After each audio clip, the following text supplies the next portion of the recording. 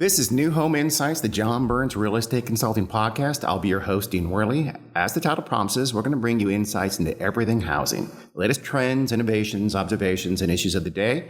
We'll bring in colleagues here at John Burns and also some major industry players from all across the country. This podcast is going to be quick, fun, but also hopefully make you think. So see here every couple of weeks. Now let's get to it.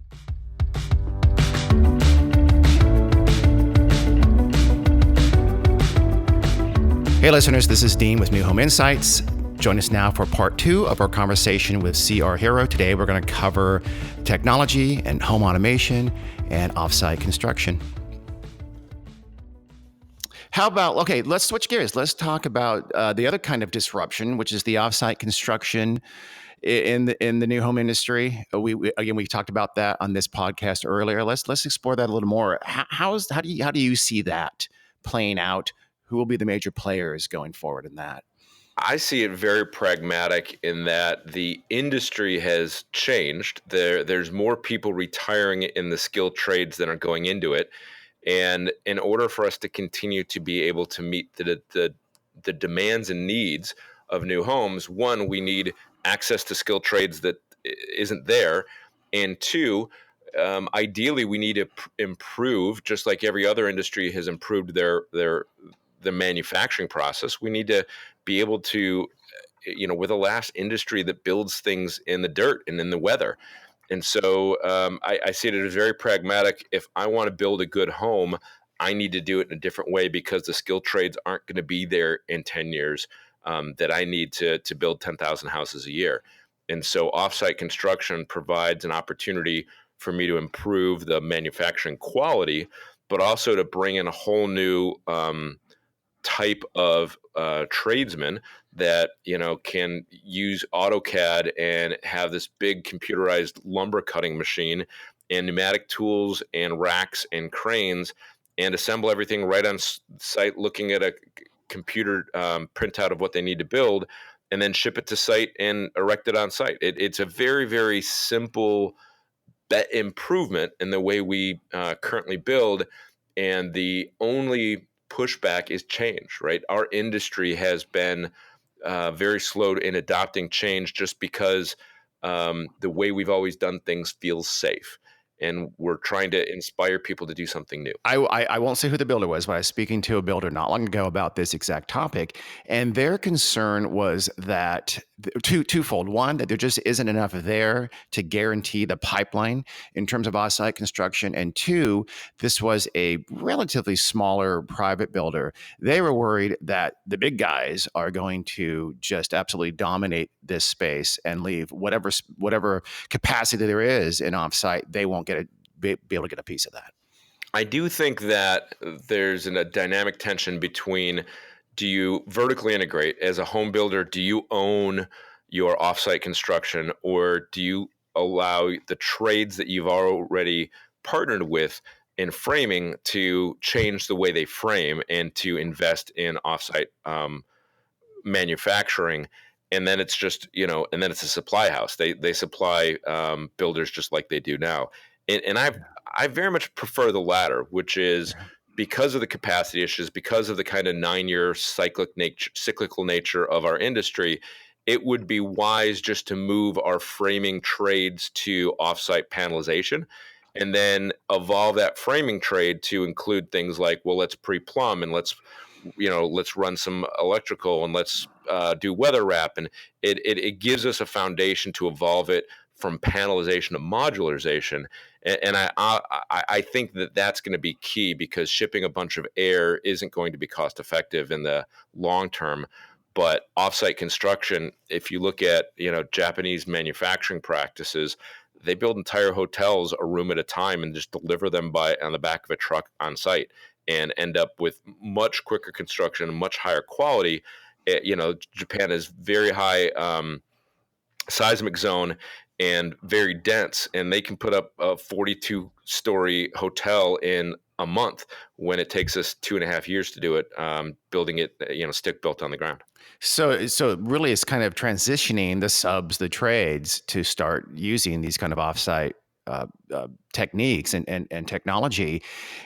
How's that going? I mean, do you see movement on that yet? Because it seems like it's dominated right now by the companies that are explicitly and from the get go doing offsite. Do you see the existing trades moving in that direction? I do, and that's because of necessity.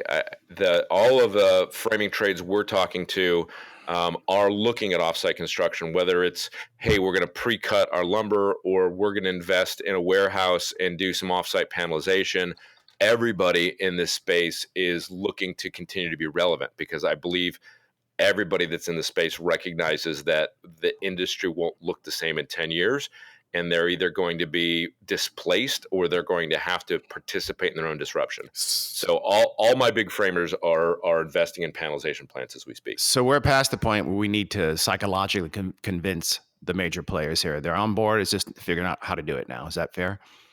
I think your builder that you are having a discussion with is correct. It's an economy of scale. Yeah. We have to commit to repeatable, consistent volumes to these panelizers in order for them to get their business off the ground.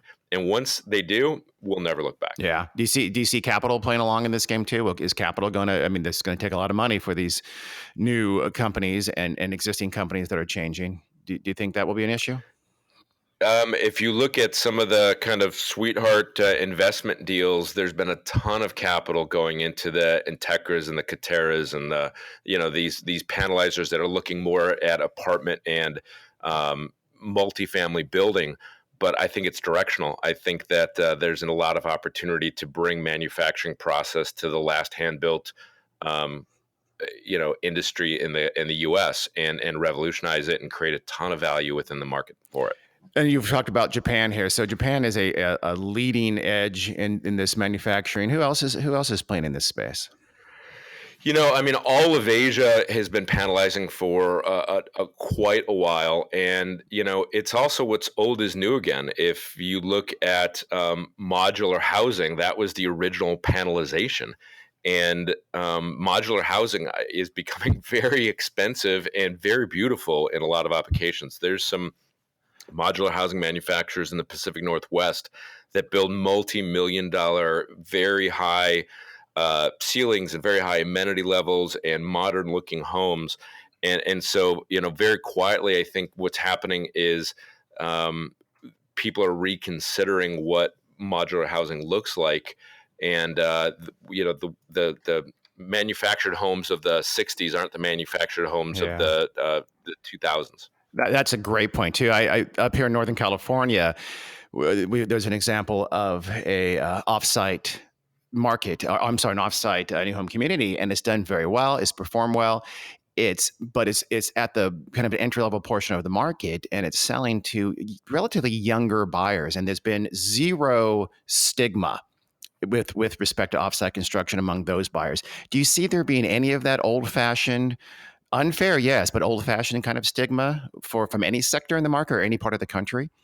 I think as long as the end result doesn't leave wheels on the house, I think people are willing to reconsider what modular homes look like.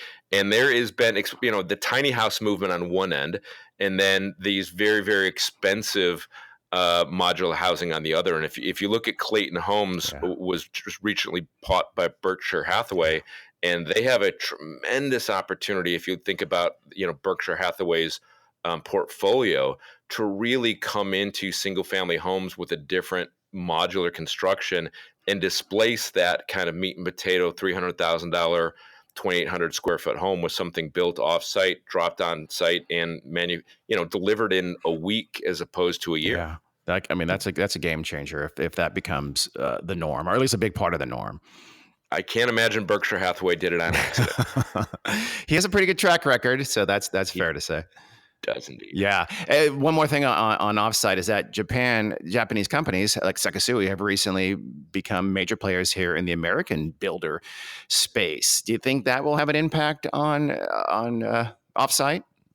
I absolutely watch very, very carefully the Japanese, especially Sekisui and some of the other ones that very quietly have are within the top 10 largest builders right now. And I watch them very carefully for two reasons. Is one is they've already had a tremendous track record of improving and disrupting other manufacturing segments. And this is the most expensive manufacturing segment that exists. So I don't think it was accidental that they've taken their time, but that they're coming in to create value using their manufacturing mindset. Sekisui invests more in a year on R&D than the entire U.S. housing industry combined. And that focus on improvement and durability and alternative materials just translates to the same conversation we had about Japanese auto manufacturing into better quality, lower operating cost, longer predictable service. And, honestly, I am very, very proud of the homes Meritage has built for the last 10 years in setting a standard for performance.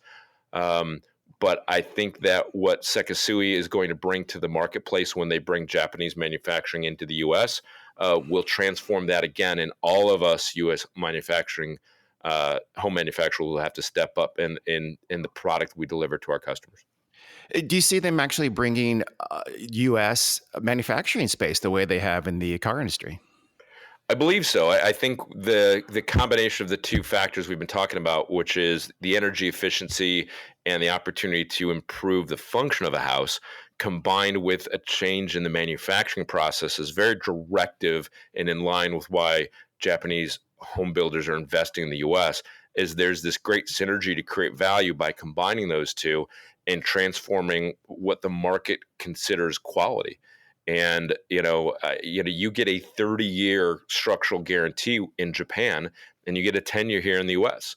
I think Yeah. most home builders, just when they think about, hey, they expect their house to live 100 years, whether they're going to live in it or not, having a manufacturer stand behind that transforms the perspective of quality and safety. I mean, I wouldn't buy a car that doesn't have a 100,000-mile guarantee on it anymore, and that was new in the market 20 years ago.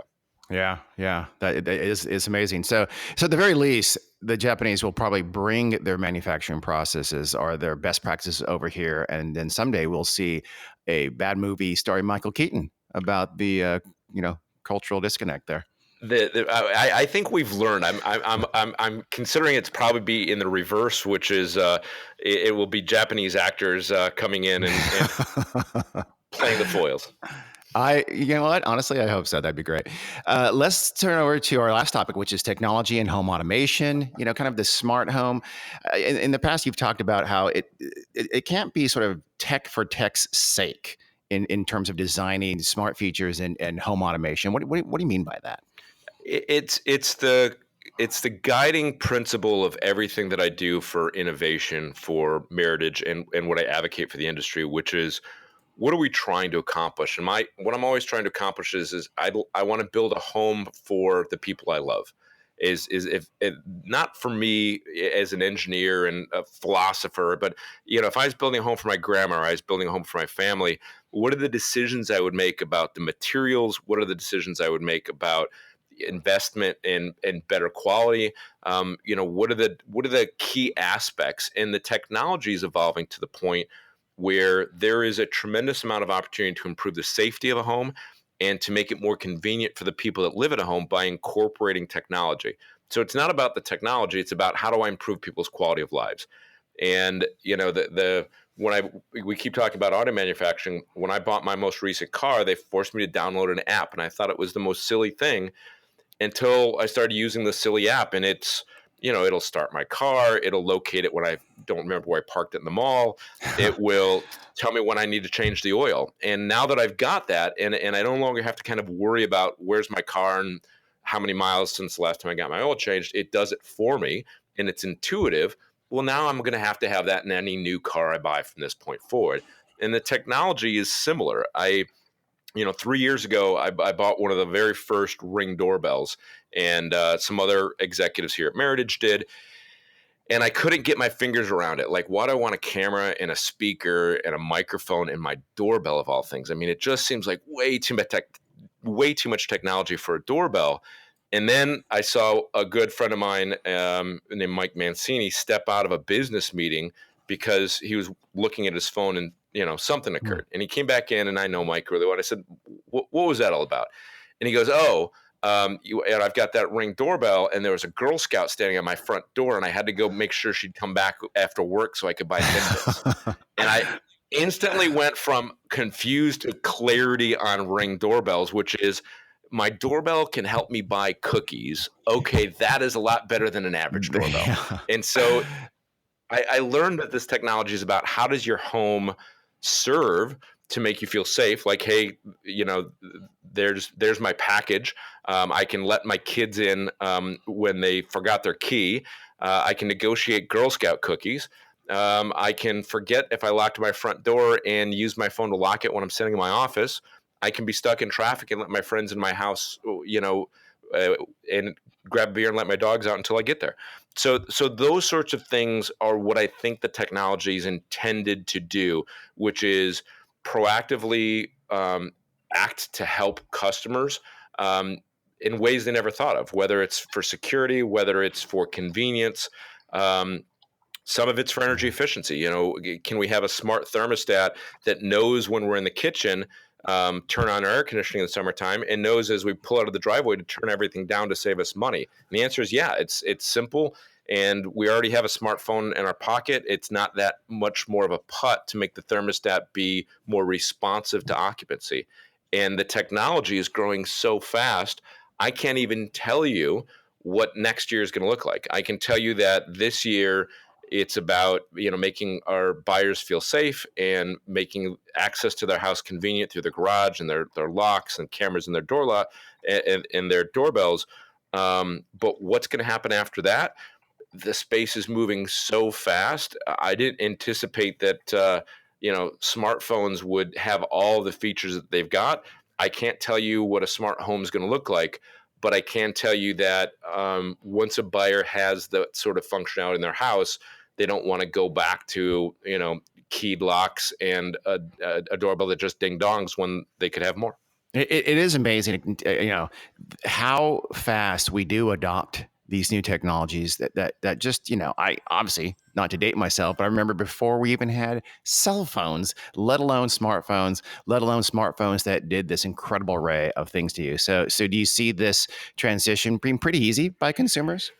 I think that pretty easy will be what wins. We got into the space about 8 years ago, and at the time, everybody was trying to figure out how to get paid. And so there's all these subscription models, and there was companies saying, well, if you're going to use our hub, you can only use these switches and these products. And they were trying to build little fiefdoms, and that's gone because customers don't like to be forced down a particular path, especially in technology where it's not VHS or Betamax or even Blu-rays anymore, right? It's a different technology. Everything streams. And so I Yeah. think that the technology that makes it easy, that clouds everything, that's universal, I think that's what's going to win in the marketplace because it doesn't require a customer to compromise and to sacrifice. And so just like smartphones, the more open source they are to allow everybody's apps to come in, I think smart technology in homes is the same thing. Empower the home to have really good Wi-Fi coverage, create connectivity, and then let all these pieces come in and build into something that serves the customer in their unique way. So I think that might kind of answer my next question, but tell me if I'm wrong. Who's going to lead this process? It sounds to me like it might be your Amazons and your Googles as opposed to your builders or your consumers or even your specific industry sectors. I think they've already lost that battle. Is it going to be like an Amazon and Google that's going to shape this new home frontier? Absolutely. This is very heavy technology and well outside the sticks and bricks of home building. So home builders will enable it. Home builders will create the platform, but this technology belongs to Silicon Valley. This is all the startups that are embedding computer chips and things we never thought you could embed computer chips in. So home builders need to support and watch the market carefully in order to enable this technology, but we're certainly not driving the bus. Do you think builders will be partnering up with some of the tech to also help shape this? We certainly are. We've got a great relationship with Amazon, and we leverage Amazon's expertise to help inform us, what technology we have to be prepared for, we empower our buyers post close to interface with Amazon to become educated and to maintain their equipment, to expand their equipment. And, obviously there's other home builders are having the same relationship with Google and with Apple. So having partners with key technological companies to help, be your experts to help influence and ensure that you're aligned for what's happening in R&D is key for me. Um, but also it's technology. We've seen more than once, an upstart company be the dark horse and take market share from everybody. And as computer chips are so expensive and people can do an awful lot of stuff, by subbing it out to Taiwan and importing a brand new technology, I think this space is always going to be ripe for disruption.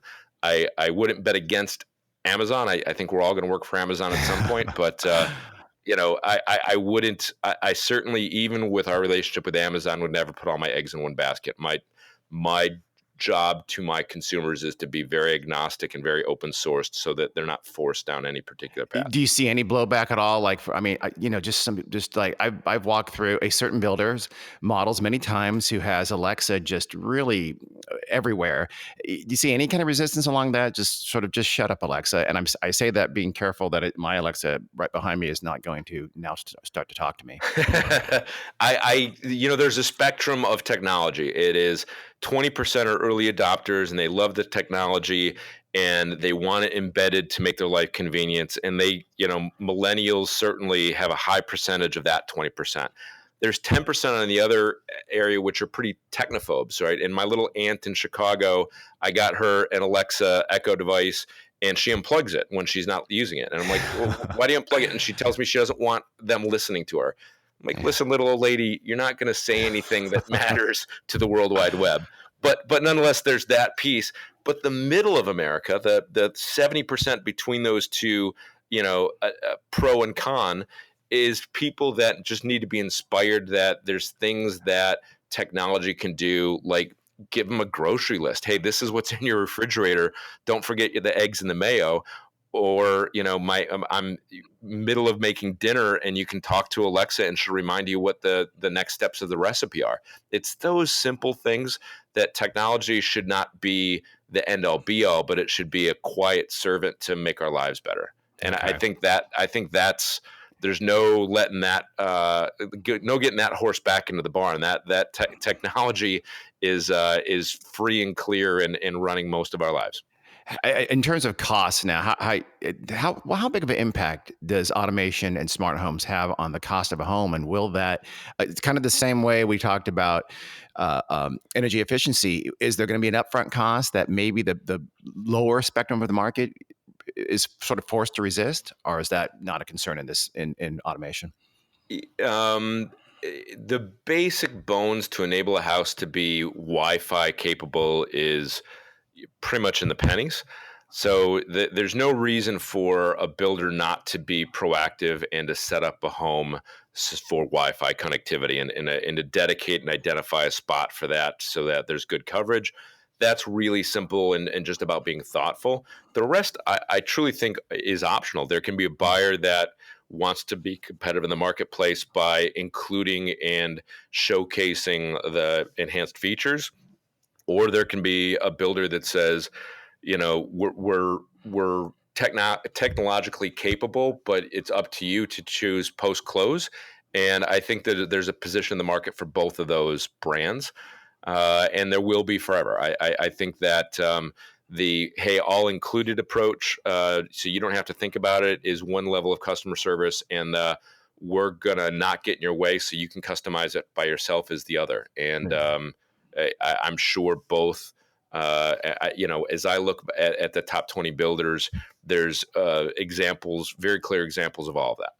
So yeah, it's kind of like part of it's just going to be letting folks know, educating folks on what exactly it can do for you. It's like, again, we've had the Alexa for a while now, and I've seen a couple articles recently, and I just say, wait, Alexa can do what now? That I had no clue. I mean, is it going to be that process in terms of educating home buyers about what their home can do for them? And that's where, as a home builder, I'm pretty good at 2x4s and spray foam insulation. But as technically adept as I am, as I don't think I'm an expert.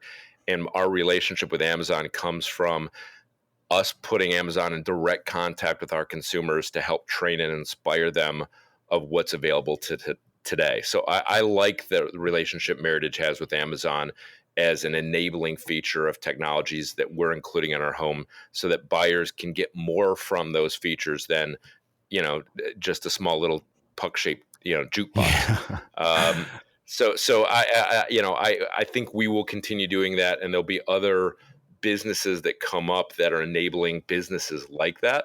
But at the same point, Facebook was a college, social media until grandparents figured out it's a way to keep track of their kids, Yeah. their grandkids, and now everybody can navigate social media. So I'm sure there's an interesting transition period, but just like the technology that's incorporated into your car to make the Bluetooth pick up your texts and your music and everything else, I think it's going to become an expected standard, and that buyers use it to the extent that they wish to, but it's the bones are always going to be there. Um, and I think buyers would perceive it to be irresponsible or incomplete if they didn't at least have those bones. I think you're right. It's kind of the way, like you said, the parents and grandparents took over Facebook and the kids fled. It's the same thing happening to Instagram now. My wife is now on Instagram and Instagramming, and so they'll figure out something new and they'll be on to the next thing here in about a year or less. I'm sure they already are. They just haven't told us about it. That's probably true. We'll find out. So here, my recap, by the way, of home automation is: upside, cookies; downside, you might get some freaked out Girl Scouts at your front door once in a while. Anything that the little pigtail girls increases their total sale rate, I think they embrace wholeheartedly. She seemed very happy to come back and sell Thin Mint, so I'm in. She was a rapid adopter. CR, this has been phenomenal. This has been a tremendous podcast. We've talked about first really, like you said, there's really kind of different parts of disruption, isn't it? It's kind of different ways builders and our industry are being disrupted, including things like energy and offsite construction, and of course, home technology and automation. Anything else you care to share? No, I think that's the takeaway from my perspective is the housing industry has changed more in the last 10 years than it changed in the 100 years before that. And it's positioned to change, you know, 10 times more in the next 10 years. And as people in the industry, they wish to either be relevant or they wish to still, have a solvent business in 10 years, they're going to have to start really critically looking at how buyers make choices and what are the new opportunities for buyers to get more. And you're either going to provide them with more, or they're going to get more from somebody else. And I think it's that simple and that pragmatic. Well, thanks a bunch for being here, CR. I really appreciate you contributing. And by the way, I also want to thank Richard Moniz, our guru behind the scenes, who helps us with this. So I don't think I have on the podcast yet. I apologize for that. But CR, this has been tremendous. Maybe one day I would love to have you back when you want to share something else with us. This has been great. I'd love to, Dean. Thanks. Awesome. Thanks a lot. Until next time, this is New Home Insights. We'll see you then.